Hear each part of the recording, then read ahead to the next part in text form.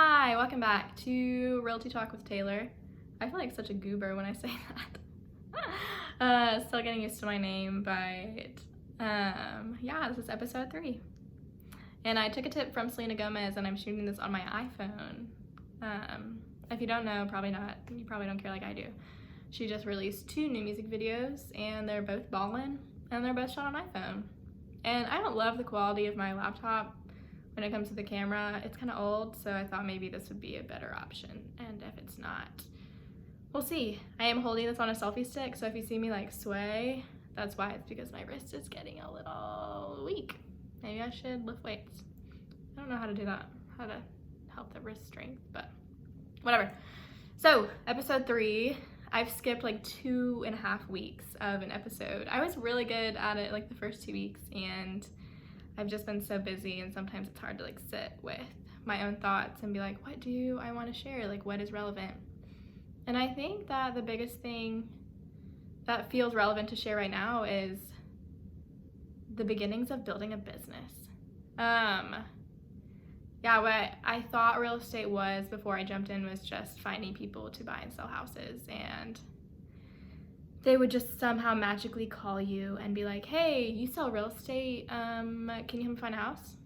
Which for some people that does happen, but normally they're more established, and that could happen for me. I don't know if that many people have my number, but we'll see.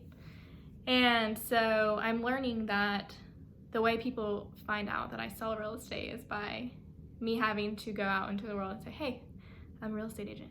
Do you need a house? Do you want to buy? I'm just kidding. I don't talk to people like that, but I do. Not really. I'm still trying to figure out my style of talking to people when it comes to telling them about myself. Self-promotion is really uncomfortable for me, and so I'm learning to become more comfortable with the uncomfortable, one of those things being self-promotion. And that journey has just been really hard. I started going to counseling. If you don't go to counseling, no matter what your life has been, if it's been easy, been hard, whatever, I highly recommend just having someone that you can sit with. And just, they're an unbiased party, and they listen to you, and then they give feedback. And I'm a huge verbal processor. Like, I talk to myself all the time when I'm home alone and when I'm not home alone. And I just find that counseling is one of my favorite versions of self-care, because it allows for me to just be in a safe place with someone who can listen and help me work through all of the craziness that's going on in my mind, because it's a lot of crazy. And adding real estate to the mix wasn't easy, and so it's a huge mental game, and counseling has been key in just trying to figure out how best to move forward with my business. I love counseling. I went years ago and now I'm back at it, and I just think my life is better because of it. So, side note, that was free. Go to counseling. Anyway, back to building a business. I took a class on marketing last Thursday. I took this 5-hour class. We talked about what's your niche in your business? Like, who are you trying to communicate with? Who are the people that you relate with most? And it gave me an exercise of trying to fill out my ideal client. Describe the ideal person you want to work with, like in every way. Not financial, not personality, but qualities, like what kind of clothes do they wear? What kind of food do they eat? What kind of music do they listen to? And at the end of the exercise, you're supposed to have 30 qualities. And the more you talk about it, the more you realize that a lot of the qualities of your ideal client are qualities that you have. And I was like, whoa, I am my ideal client. I'm so unique. I'm crazy. And it was just cool to see that my niche in business can just be people who are similar to me. And I think that comes down to not the craziness, but just like my life age, you know, like mid-20s, out of college, but not fresh out of college, but not into the adult world. I'm gonna switch. Oh, like, there's my kitchen. I'm gonna bring it a little closer, my wrists hurt. Sorry. Working with people who are just kind of in the same boat that I am in felt like my niche. And I realized that, and I'm also gonna push this back. That's funny. Sorry, I'm still getting used to this. There we go. I just realized I relate to a lot of the people that are in my life stage. And the more I dive into real estate, the more I learn, the more I research. I just feel like there's a whole group of people that are not as educated in housing rules, the rules of buying a house, rules of selling a house, investing. There's a big hole, and I find myself in that hole. So my goal with my business, kind of, especially with these videos, is hoping to try and fill that hole.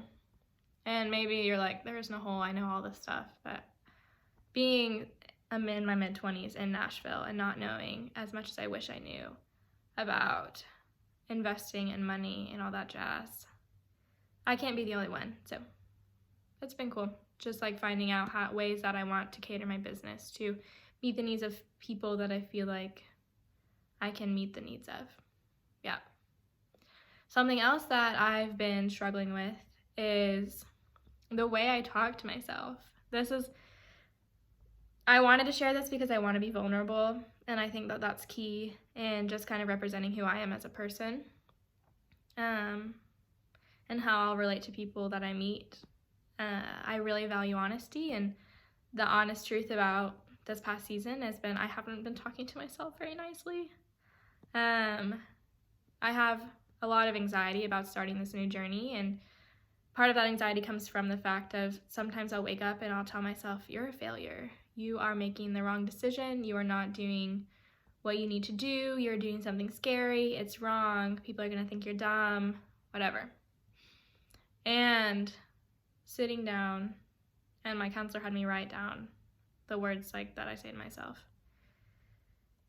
The words that you say to yourself are so important because, it's like speaking truth over your life.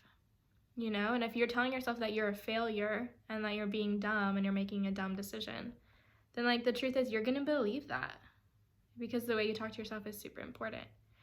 And so something I'm learning with my business is having to take care of myself in order to take care of my business.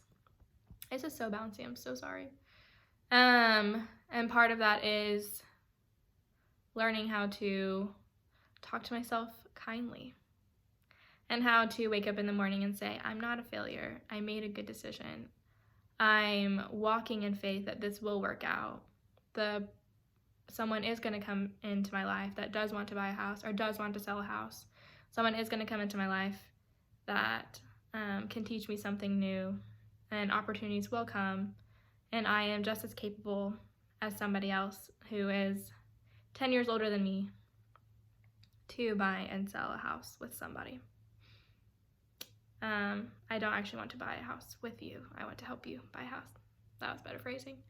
So yeah, the way I talk to myself is changing. I didn't realize that was an issue. And I realized while watching Rhythm and Flow, which if you're asleep on Rhythm and Flow, you need to wake up to that show on Netflix. It's so good. And all the episodes are out now, so you don't have to wait for them to come out. Netflix is doing that thing where they stagger the releasing of episodes. Every Thursday night I always watch the same TV show and I look forward to it, but now Netflix has ruined me to where I don't like to wait for new episodes to come out. Anyway, Rhythm and Flow, it's great. But I was watching it last night and I realized the way that the contestants would talk to themselves with such confidence. They're like, I will be a star, I will make it, I have the capabilities of being someone great, and they would just speak it out.